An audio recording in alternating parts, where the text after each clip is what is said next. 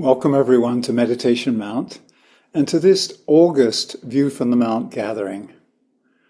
We will be exploring the theme, the dynamo of discontent. And we're coming to you live from a very, very hot Ojai Valley in Southern California. I hope you're cool wherever you are.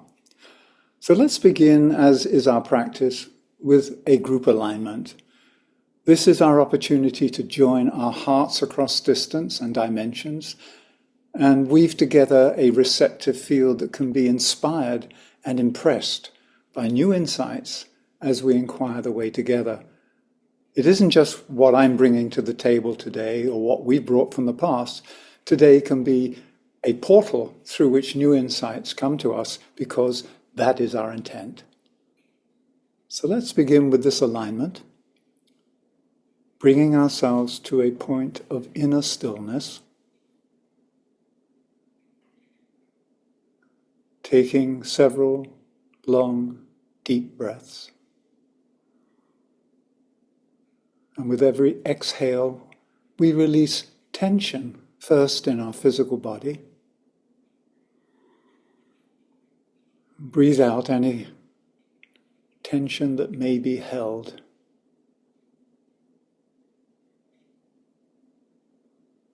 And as you breathe in a sense of total relaxation.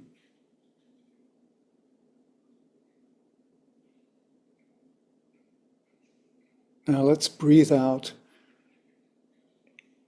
anything within the emotional field that may be troubling us, like waves on the ocean. Allow these waves to subside so that what we have is a still, calm body of water that reflects the sky above without distortion.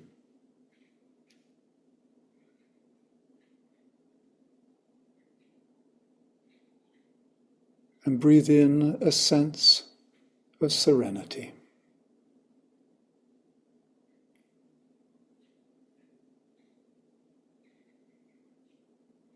And then on the out-breath, let go of any extraneous thoughts that may be swirling, catching your attention. See them like clouds in the sky, dispersed by the wind, so that the sky is clear, revealing the power and the beauty of the sun.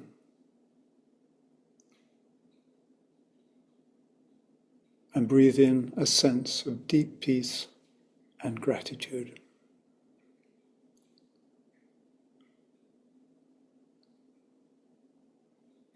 And then we stand together inside the chamber of the heart. Let us transfer our attention to the center of our hearts and feel and visualize a flame burning inside that warms and illumines our lives. This is the fire of love that burns at the heart of all creation. It is what we have in common. It is our communion.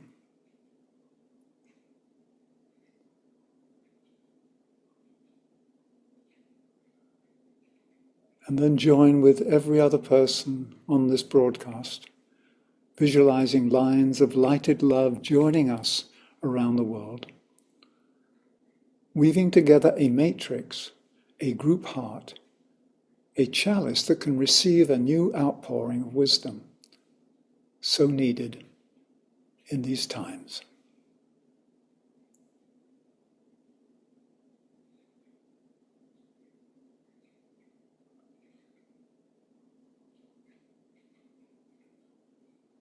And then let's bring ourselves back to our waking awareness, knowing that we are joined in communion. And what I'd like to do to begin with is just to outline the process for our exploration today. So first off, I'd like to share some general thoughts and insights about the theme of divine discontent. And then use a series of about a dozen images. So I'll be showing like a slide deck. And hopefully this will stimulate the field and allow us to dive deeper into the dynamics of divine discontent. Look at the dynamics from a personal perspective. And then after that, I'm going to invite us to enter a period of contemplation together. And in this space, we're going to sense into the creative tension of divine discontent that is alive in us now. The idea is that we can contact it and gain a better understanding of this, what I call the magnetic pull exerted by the soul, because really it's inviting us to grow more of our capacity to reveal more of the promise that held in the heart of who we are. So I'll begin with some introductory comments to set a context, and then we'll introduce the content, which is really on the menu for today's session. So let's enter this together. Once again, this is an inquiry bringing the past with us, what we already know, but also opening ourselves to have new insights, new ahas together. So here is some food for thought for us to assimilate and digest together. I'd like to start with a question. Have you ever had the nagging and troubling sensation that your life doesn't quite resemble and measure up to what you originally envisioned and aspired to when your heart was full of dreams? I mean, that's quite a strong question. Have you ever had the nagging and troubling sensation that your life doesn't quite resemble and measure up to what you originally envisioned and aspired to when your heart was full of dreams? I certainly have to answer yes to that. And one more question. Are you feeling pangs of dissatisfaction right now for how things have turned out? So it's important to place the questions in the field because, as Rilke says, as you live the questions, the answers emerge. But what I'd like to say about this nagging and troubling sensation is we're not alone, so don't be alarmed. We are simply experiencing a fact of life that's equally true for a human being, a planetary logos, or even a galaxy far, far away. What we are experiencing is a naturally occurring condition diagnosed as divine discontent. So the ageless wisdom teaching speaks of divine discontent as the result of a creative tension between the eternal promise, the ideal, which is held within the essential seed of self, ourselves, with the heart of the planet, within the heart of the cosmos. It's the promise. It's the tension between that ideal and our current ability to express the truth of this inner reality through our present state of consciousness, through our present evolving personality. So there's a gap.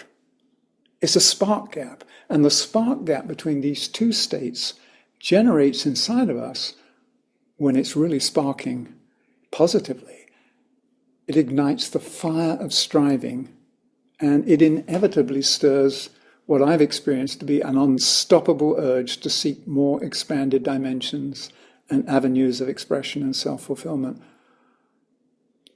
It doesn't go away. It keeps knocking on the door. It keeps calling. For that reason, I call discontent the dynamo that drives all life forward. I see discontent as the compelling and propelling force that never permits us to become satisfied with our achievements or to rest on our laurels. So view it this way. Our soul is a dynamic presence of light, love, and joy, and it will not allow us to wither on the vine or even to sink into the comfort and immobility of the status quo. So my soul is continually conspiring to unsettle and disrupt me. Anytime I'm entering a period of quiet repose or just want to get away from it all, my soul sends a message to ensure that what I'm dreaming in my heart, I actually dare to realize in full, fiery, embodied expression. So if we look at this in a positive light, we could say that divine dissatisfaction or divine discontent can be viewed as a spiritual life insurance policy against the onset of stagnation and entropy. Because those two characteristics really define death. So dissatisfaction and discontent is that which stirs us to more. So this inner spark gap created by the discontent, I believe, is placed at our disposal as a creative tool so that we can fashion the substance of our dreams into tangible forms. It shakes us out of complacency. It moves us into action. If the gap is too wide and unbridgeable, then instead of igniting and inspiring us to quicken our steps on this upward spiral path of growth and self-expression, it becomes too much to hold and the field collapses. And when this happens, I know I've been there, and I'm sure you have, we can easily sink into a state of despondency and despair. And as I look around the world at the moment, sadly, this is what I see in many parts of our community: despondency, despair. Where's the hope? I see this on a local and a global scale.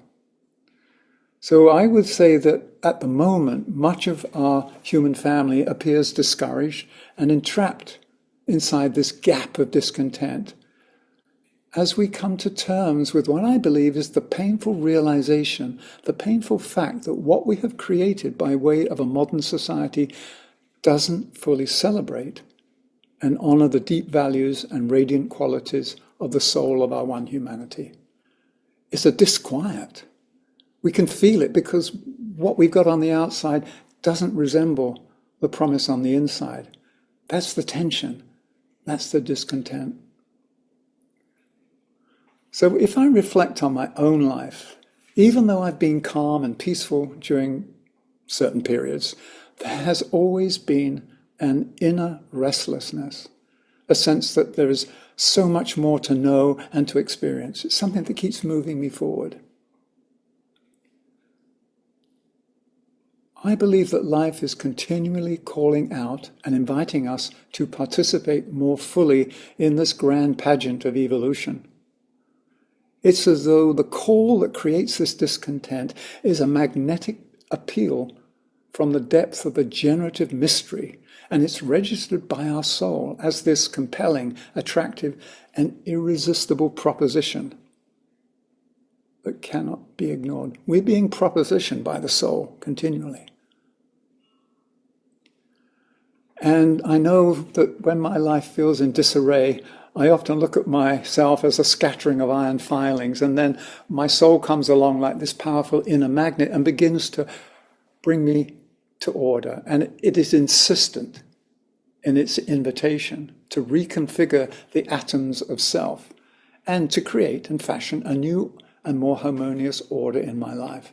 So once again, it's always this attempt by the promise on the inside to create an outer manifestation of itself.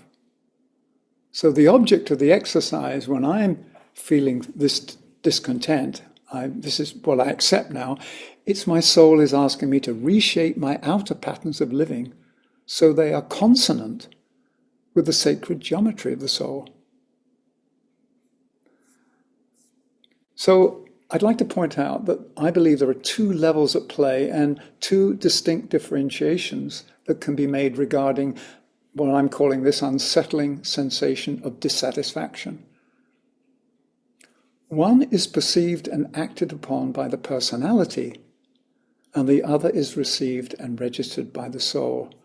And this is what we'll be exploring during our session today, during our time together, is how we respond to it from a personality perspective and how we respond to it from a soul perspective.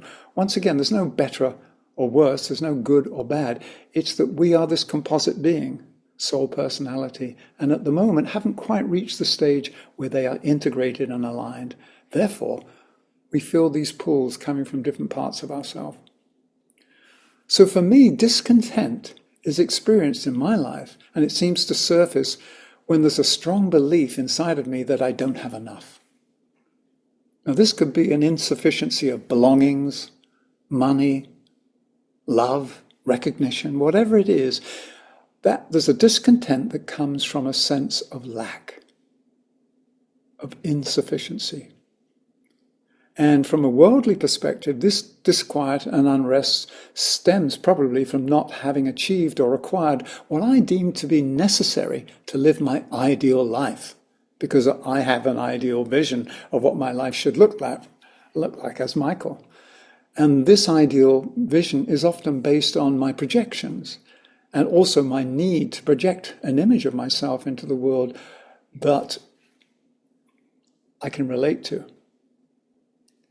So there's that. Once again, this is not bad. I'm not judging myself, but I want to look at this very strong pull that we feel of inadequacy and how this is stirred up by the dynamo of divine discontent. Then there's this higher aspect of when we sense this tension. It has nothing to do at all with the lack of earthly accoutrements and personality status. The higher correspondence of this divine discontent is the golden gift of the soul that ensures liberation from material attachments. And it actually guarantees this continuous upward movement on the virtuous spiral of conscious evolution. So those are some thoughts I'd like to place in the field just to set the scene. And I'd now invite us to view the following images. They were created about 48 years ago at the Findhorn community in Scotland for a 3-month course. And so I've just selected a few to help us stimulate. And as we go through them, be aware of what they stimulate in you and what they trigger in you from your own life experience, both in the past and also now, because this is not just a presentation of some slides. I seek to stimulate the field and have us come alive to what is really moving inside of us so that we can get in touch with discontent and utilize its gifts rather than be afraid of this feeling. So what I'd like to do now is to put on the screen this PowerPoint.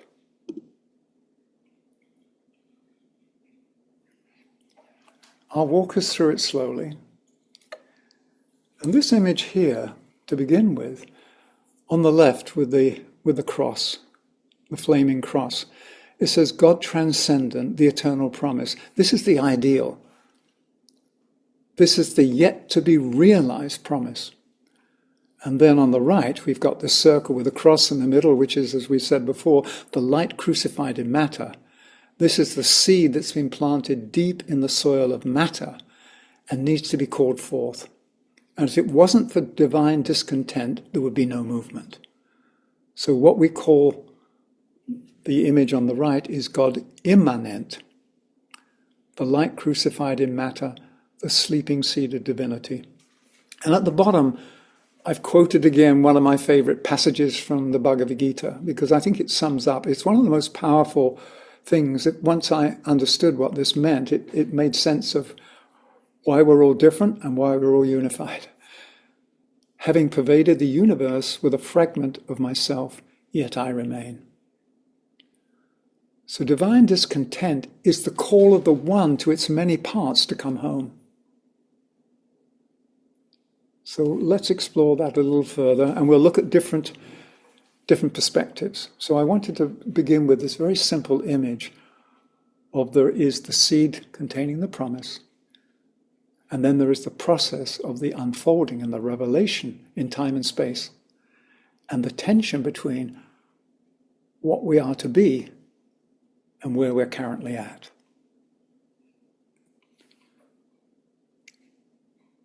Soul personality relationship.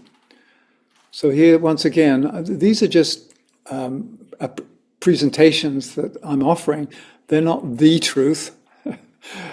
You've heard me before with my disclaimer, don't believe a word I say unless it resonates in your own heart, or if you're willing to take it as a working hypothesis and test it out in the alchemy of daily life.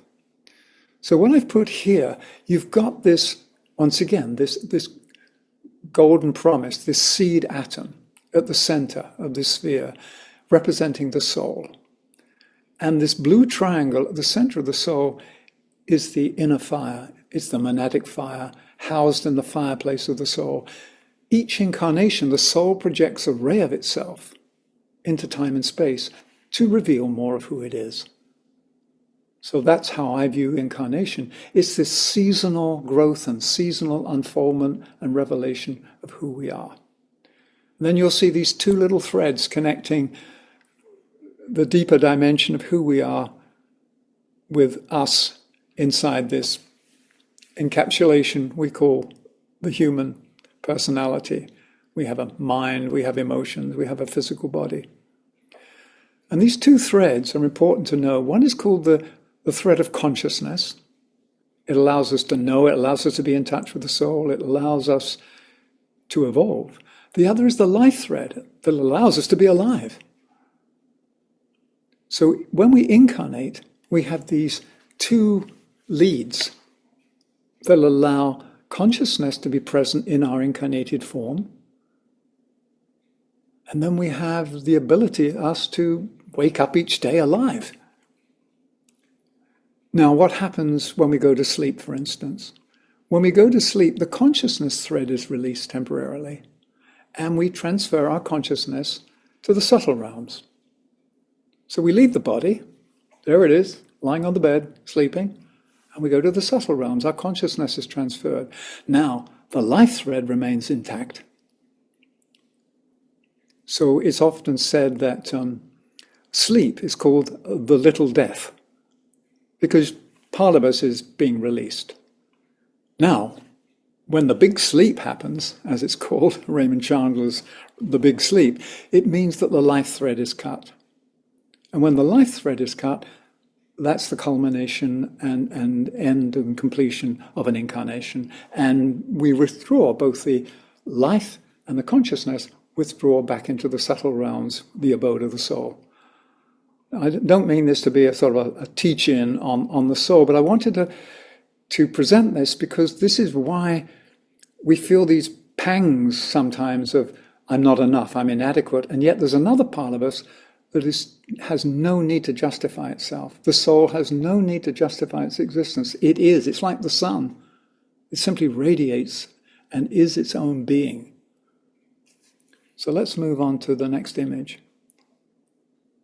So this is the same thing, just placed in a different way, but as a gardener, I like to use very simple analogies. So the seed of identity is the eternal promise that lives inside us. And in order for the seed to reveal itself, I've used this example before. When I was teaching at a garden school, I said to the students, what's inside this seed? And they said, well, it's a flower, it's a this, it's a that. And I said, well, let's analyze it. And I got my knife out and I cut the seed in half and I said, look, there's no flower in there, it's a lie. There's nothing in there. I don't believe in this promise, this ideal.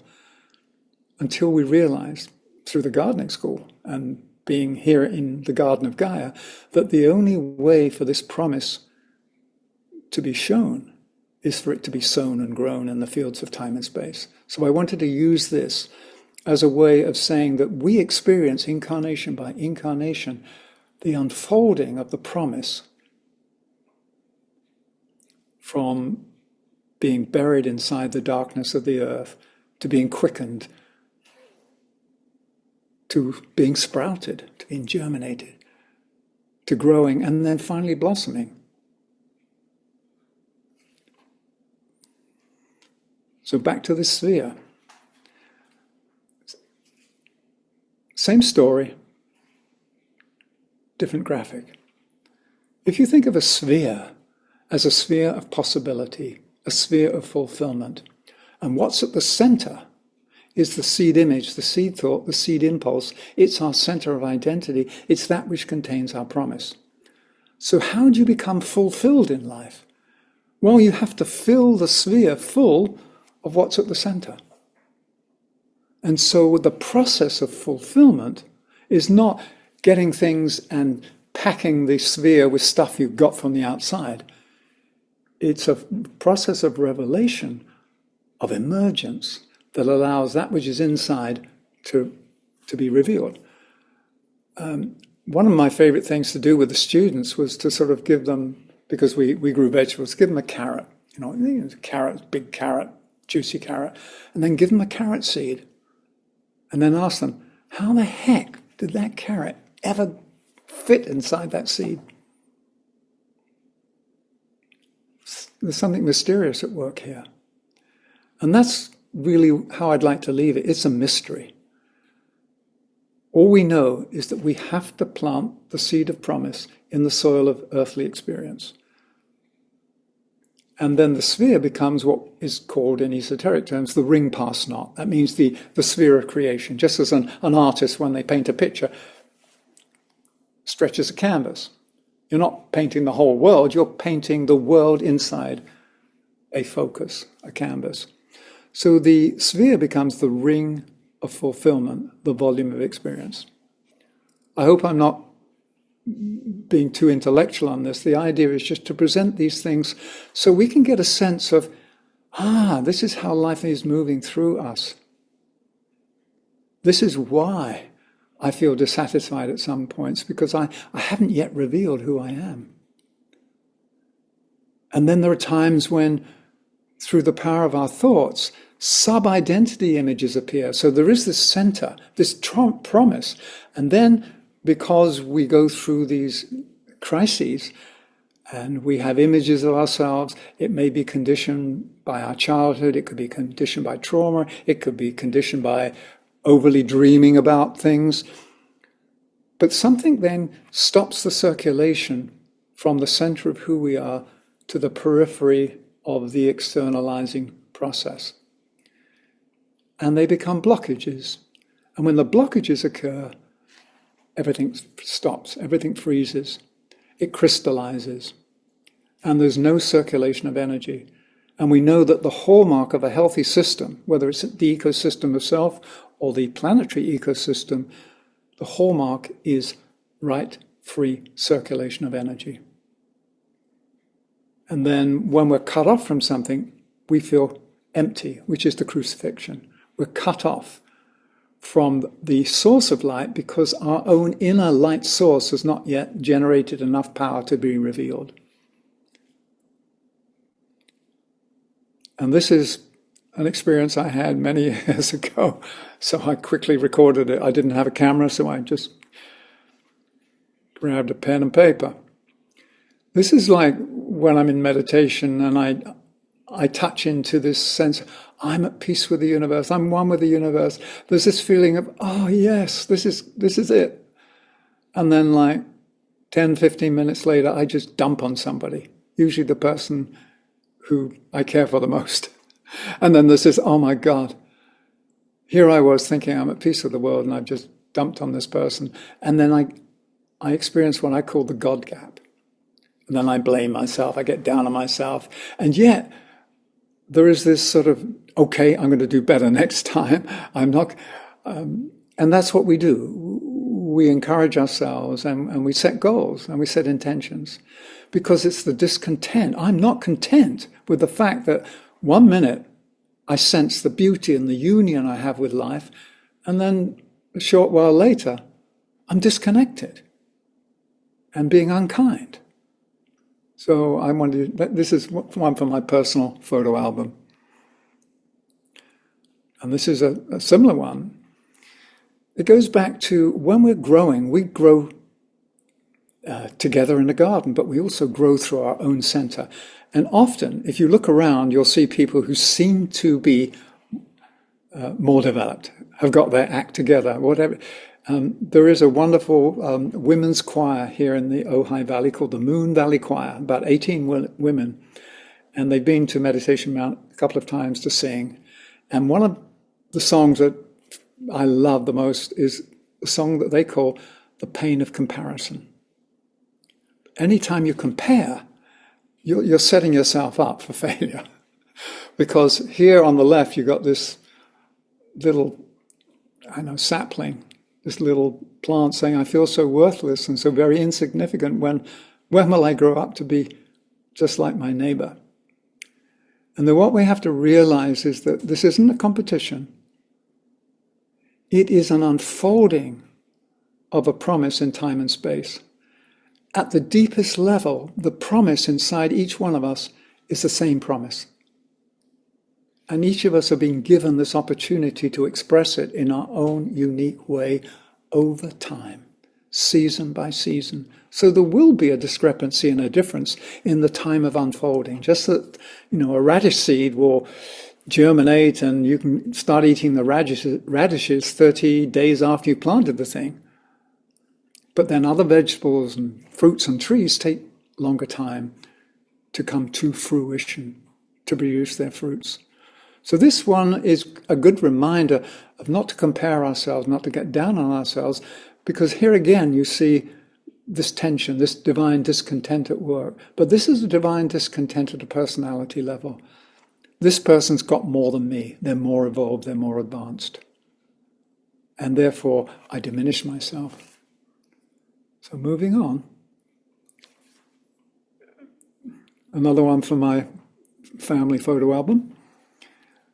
The sense when we meet somebody and we transfer onto them the hole that is inside us that needs filling. If I want to be fulfilled, I've got to fill myself with you because you're the missing piece. Without you, my life is not complete. Look, you even look like the pattern that's missing in me. And this is not a judgment. This is just a sort of a painfully humorous observation of what happens sometimes when I transfer my need onto another person. And then, of course, the image on the right is an ideal of when you can be whole in yourself to some degree and your wholeness meets the wholeness in another person, you grow a greater whole. And they're both extremes. But I wanted to point this out because this discontent could be, I don't have enough love, I don't have enough money, I don't have enough belongings. And it sets us on this sort of binge spending. Whether we go and buy stuff or just this looking for our soulmate. And all of this is honorable. All of this is being human. I'm not disparaging anything here. But I just want to point out that divine discontent or discontent and dissatisfaction shows up in different ways. And it's good to recognize it and not to judge it, not to judge ourselves and other people. Just say, this is how we move. If there's something that I feel is missing in my life, I try to fill it. And when I realize I can't fill it from the outside, I have to go inside and find out what is the true process of fulfillment. Anyone been through this one? If I run fast enough, I will reach my goal in life. So once again, I'm using the carrot. Carrots are one of my favorite vegetables. It's always we're hanging a carrot out. If I run fast enough, I'll reach my goal in life. And then you've got the hare and the tortoise in the background wondering what this human is doing. So we have to have motivation. But the motivation is not so much to reach a distant goal. The motivation is to reveal on the outside the promise that lives on the inside. And this motivation is stimulated by divine discontent.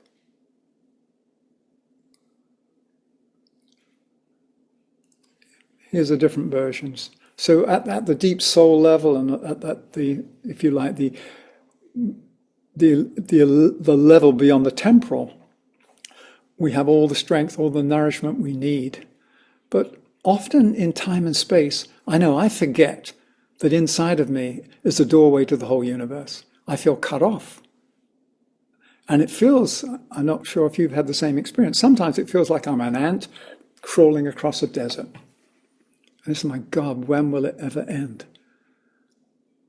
I can't carry on. Oh my God, I just want to die. So this is this feeling of, I'm going to give up. I just can't go on.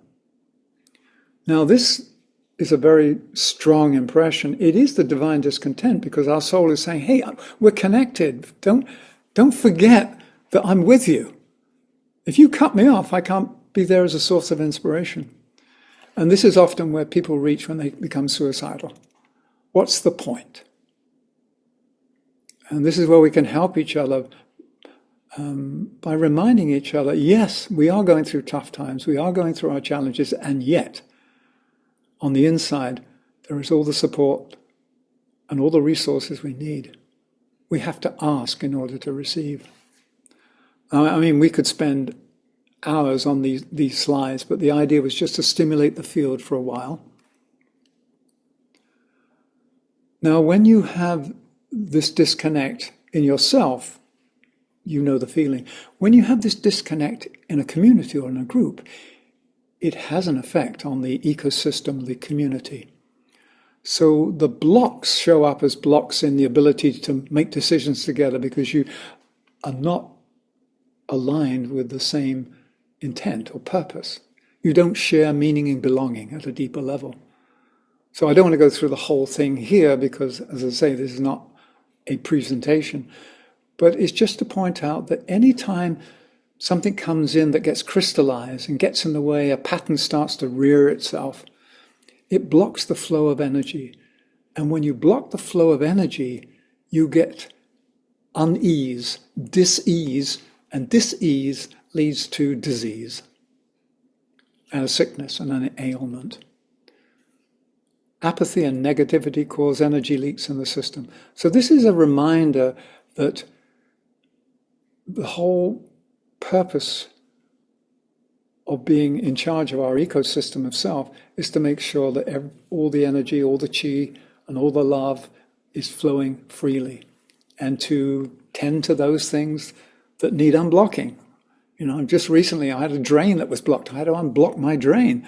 It wasn't because I was bad. It was just because things built up. And funnily enough, what built up was environmentally friendly dishwashing liquid. I hate to bring this up, but it sort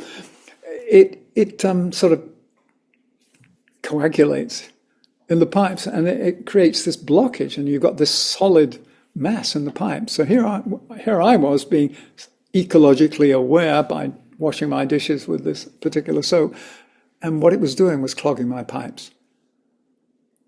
So in the same way, often we have the intent to do something well, but what we do clogs our pipes. So once again, we're not in a place of judging ourselves or each other. We're just understanding how things work. So how do you clear the blockages? How do you free the creative spirit within? How do you utilize this feeling of divine disconnect to reconnect? So it's dissolving the crystallizations. It's dissolving the patterns. And these can be addictions. It's whatever is blocking the free flow and not allowing the emergence and the revelation of the promise within. So at the bottom, there are a few words. It says, invoking the power of the true center. You call upon the soul, the power of my own soul. And you work on yourself. You do the work. You purify yourself, whether it's therapy, whether it's going through a particular program, whether it's Qigong, freeing up your energy, purifying through the elements of fire and water, whatever it is, so that you can become more whole. And then you're able to identify with the whole sphere. So these are just a few images I wanted to present to sort of stir the field, to stimulate. And I want to end with a quote from the Agni Yoga teaching. It's taken from the book Fiery World, Volume 2, Sloka, which is how they number their paragraphs, Sloka 42. Let me read it with you. In all times, the population has been divided into settlers and nomads. The nomads, moved by the power of search for achievement, they had no place of their own. But for the future, they found the strength of achievement. Such striving of the heart is inherent in every human life. Amidst the precipitance resulting from heroic achievements must be found this noble restlessness, leading into the future. Only thus may one escape the snares of the past. So now I'd like to introduce this other phrase, noble restlessness, and then go into our time of contemplation together.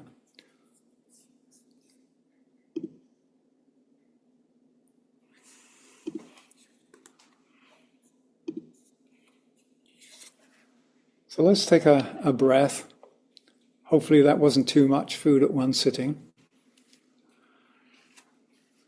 So when I reflect on what we've just been through with these images and these memories, I could venture to say that personal discontent is usually addressed and resolved by an act of acquisition. Like if I find I'm empty, I don't have enough of this, I don't have enough of that, I go and get it and put it inside. Nothing wrong with that. But when I'm touched by the higher correspondence, my tendency is to divest myself of everything that's unnecessary, all my earthly baggage, because by divesting myself, I become open to receive that which is non-tangible, which is really the true source of nourishment. So I can receive the gifts of the soul with open hands. If I'm holding on to something, I have no way of receiving. I have no way of giving. So that's why the Buddha said attachment chains us to the wheel of rebirth. We have to learn to surrender. And when we surrender, we're ready to both receive and give. And when we receive and give, constantly receiving and giving is the natural flow of life. So we've just introduced noble restlessness. I'd like to put forward that it is another way of describing divine discontent. Because in a similar fashion, it doesn't allow us to sink into a state of apathy and comfortability. Because comfortability is described in the Agni Yoga teachings as the graveyard of the spirit. So let's take a few long, deep breaths together just to digest what we have just gone through and also create a space for this time of contemplation and inner listening now. So we're going to take our stand again inside the living silence of our group heart. So place yourself back into that space that we created to begin this session. Standing in our group heart with the fire of love burning at its center.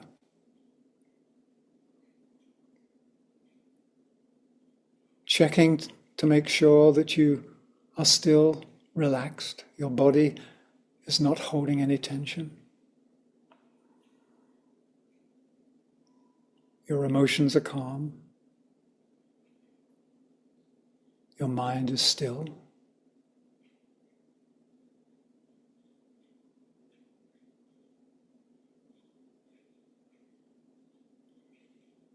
And in Agni Yoga, we are invited to listen with the ears of the heart and see with the eyes of the heart. So in this guided meditation and period of silent contemplation, open the heart to be that organ of receptivity, of vision, and of hearing.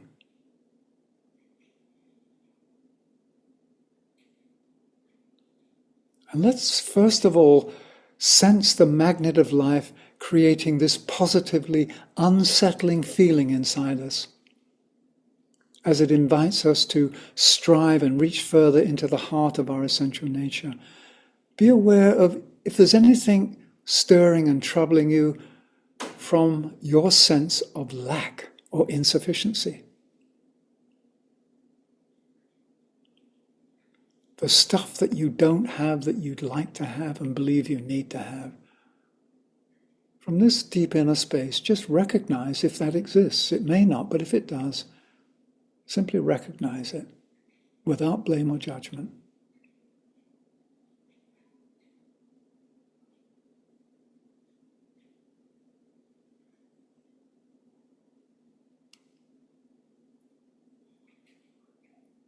This is what it means to be human. It's okay to have these feelings. And we leave them aside for the time being. And we honor them. And now, standing inside the group heart, we open even wider to capture the signals coming from the heart of the great mystery, the heart of the cosmos, as they enter into the heart center of our being as a compelling call to ignite the fire that lives at the center of our sovereign self. Allow yourself to register this deep call of life in the heart of your being.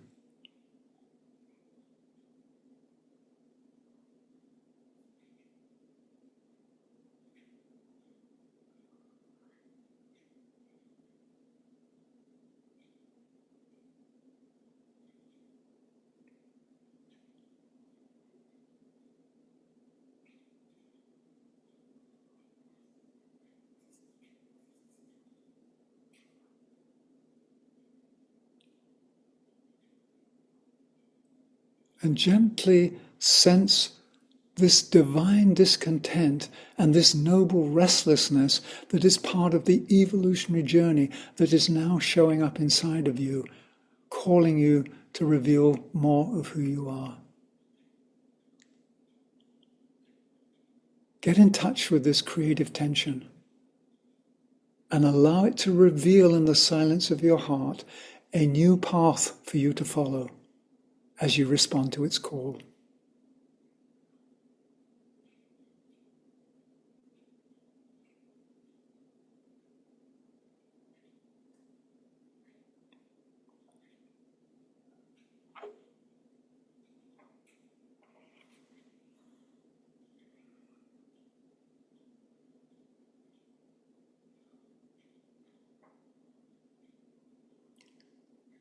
And this feeling of divine discontent is not the hole that needs to be filled with outer things. This sensation is the deep call to be more of who you are as an active agent and co-creative partner of evolution. So keep the lines open. Go with the pull. Allow yourself to be called by the magnet of your own divine center. Go with the flow.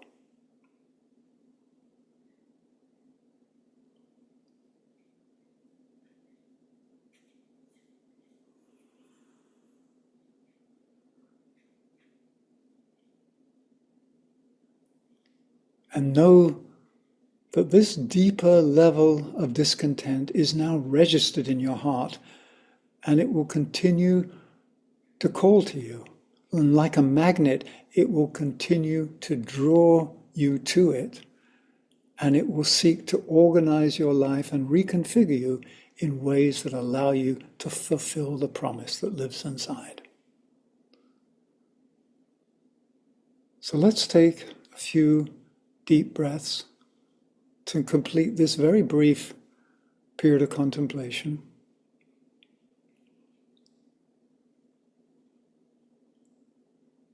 We've quickened the seed.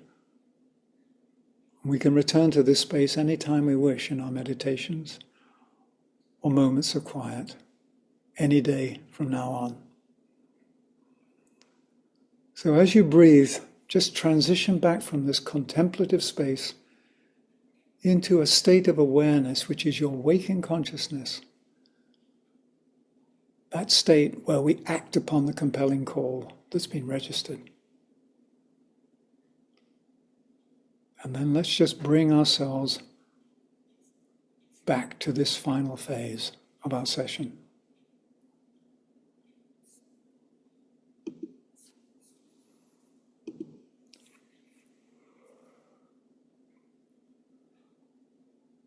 So in this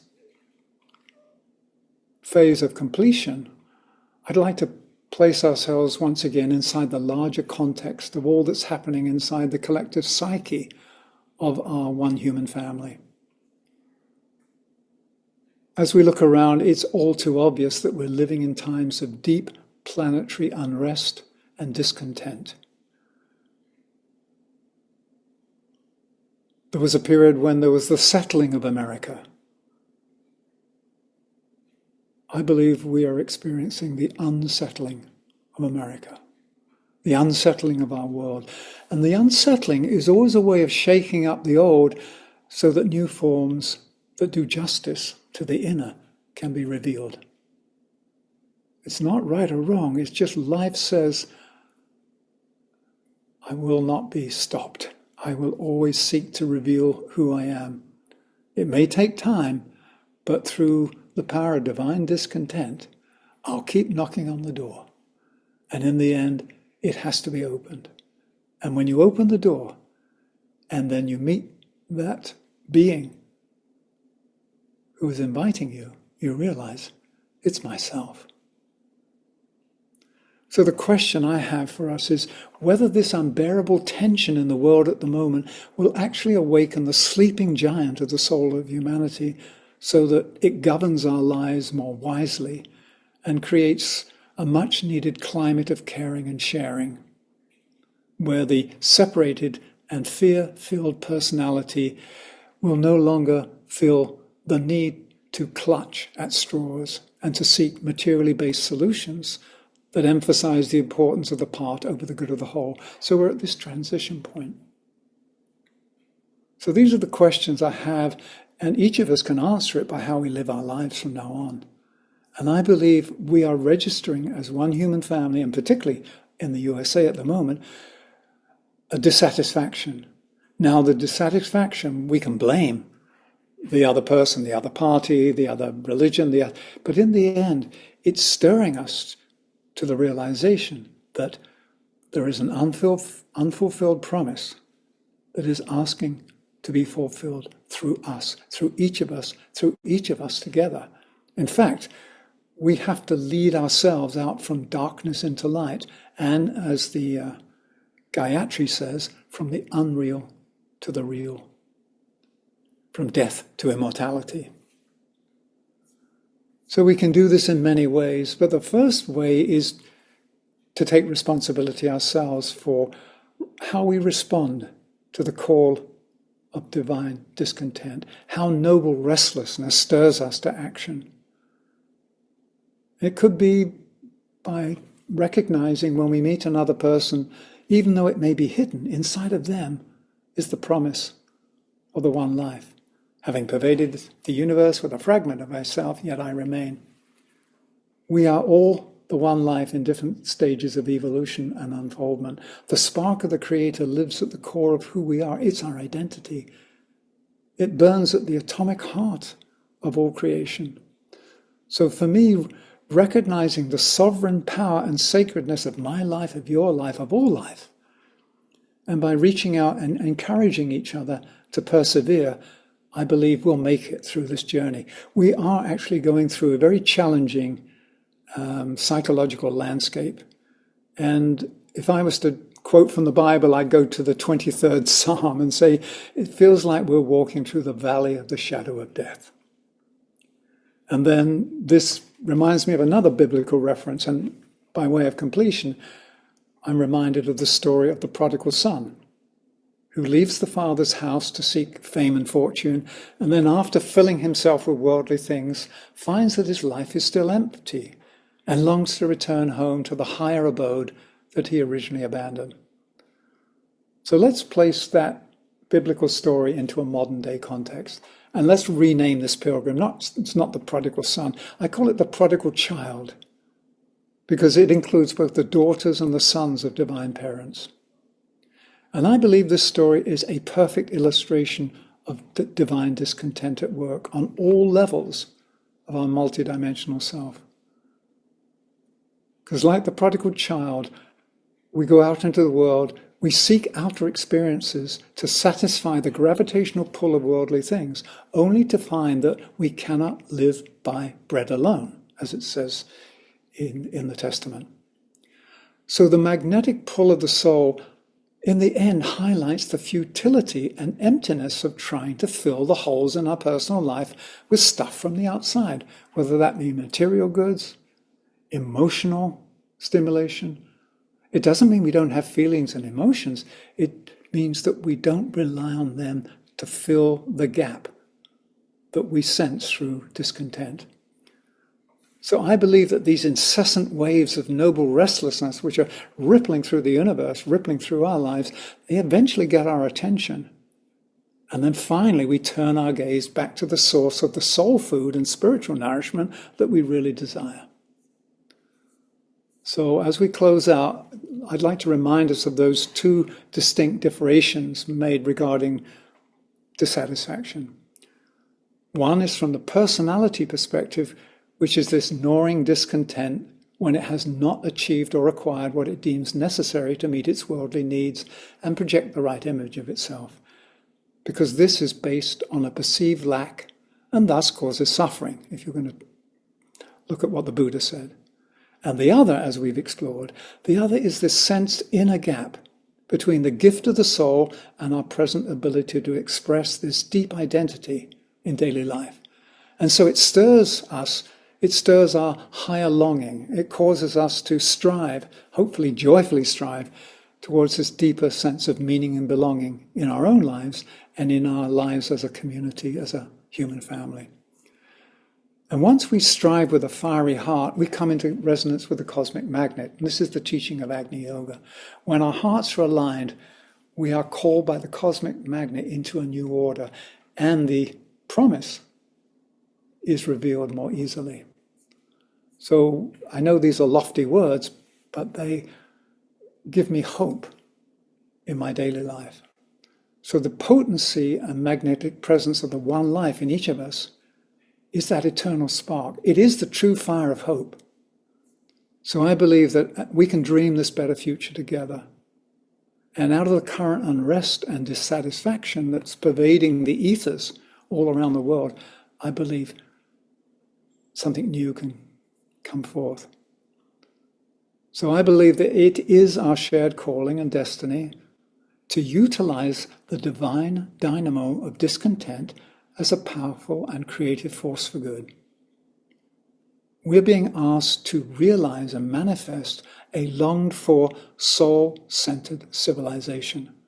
This is the work we do at Meditation Mount with the three principles of essential divinity, goodwill, unanimity, of projecting and living into a future that is based on this sense of unity and love. So let me just conclude by saying that noble restlessness is not an ailment to be treated, but an ally to be listened to and worked with on our journey through life. I'll repeat that. Noble restlessness is not an ailment to be treated, but is an ally to be listened to and worked with on our journey through life. So I thank you for your presence and your participation in today's exploration. And I hope it stirs in each of us a discontent that won't trouble us, but will move us to those actions that will reveal the truth, the goodness and beauty that live inside the heart of each one of us. Thank you so much for this time together. And on behalf of all of us here at Meditation Mount, I bid you farewell and good night. Namaste.